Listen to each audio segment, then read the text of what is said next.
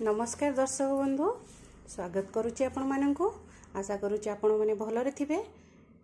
एबे तो शीत दिन चली शीत दिन जो मिसामिशी शाग सब प्रकार शाग मिसिकी आसे।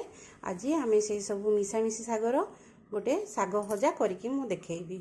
चलंतु आरंभ करिबा रेसिपीटी को। चलंतु आरंभ करिबा। एबे शाग गुडी को देई दवा कड़ेई को। एबे लूण दे दवा टेस्ट अकॉर्डिंग भल भाव गोले नवा। आपन तो जानी थे शाग खाया बहुत भल देह प्रति जेकोसी विटामिन आमर कम थिले शाग खाइले आमर से सब पूरण हुए। आउ शागर खाइले बहुत किछि बेनिफिट अच्छी। आउ खास कर शीत दिनिया जो मिसामिशी शाग से गुड़ी मिसामिशी शाग आपन खाइले बहुत हेल्दी बहुत टेस्टी। आपन खाइले आपनकर विशेष करी आपनकर आखि पाई और डायबिटीज पाई बहुत बढ़िया। आपन खांतु थरे मिसामिशी शाग खाइले आपन जानिबे आर टेस्ट केनतिया।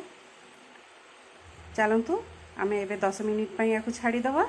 हमर पूरा पूरी एबे सिजी गलानी। एबे आमे प्लेट को काढी नवा। एबे तेल रे कड़ाई रे तेल नै जिया छुंको पई शागर छुंको पई। आपण माने तो जानिथिबे हम ओडिया मानकर प्रिय बासी पखाळ और शाग भजा।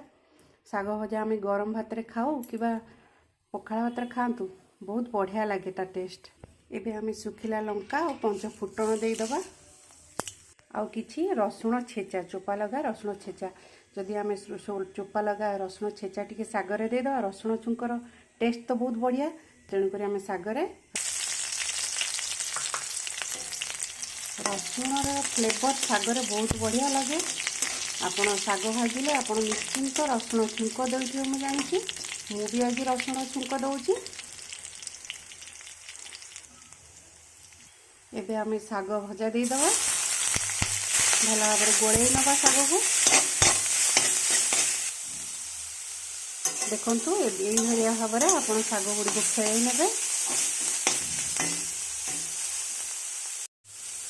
आपण सप्ताह को जहाँ हेले भी दुथर शाग खाइबे जदि आपनकर हेल्थ बहुत बढ़िया रहिबो। स्पेशल करी डायबिटीज मानक पई एमती मिसामिशी शाग हो किंबा जेकोसी शाग हो आपण सप्ताह को दुथर खांतु आउ स्वास्थ्य रे हेल्दी रहंतु।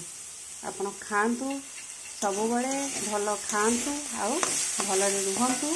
मु ये आशा करूची आपण मानक जदि मो रेसिपी बहुत भल लागे ताले मो चैनल को सब्सक्राइब करिवे आउ लाइक करिवे शेयर करिवे।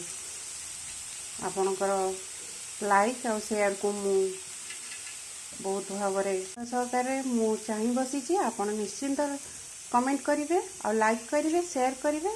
देखंतु मोर शाग भजा एबे पूरा पूरी रेडी हे गलानी। एबे आमे प्लेट को काढी नबा। एबे हमर शाग भजा पूरा पूरी रेडी। आपण गरम भात रे खांतु किंबा बासी पखाळ खांतु आर टेस्ट बहुत बढ़िया आसे।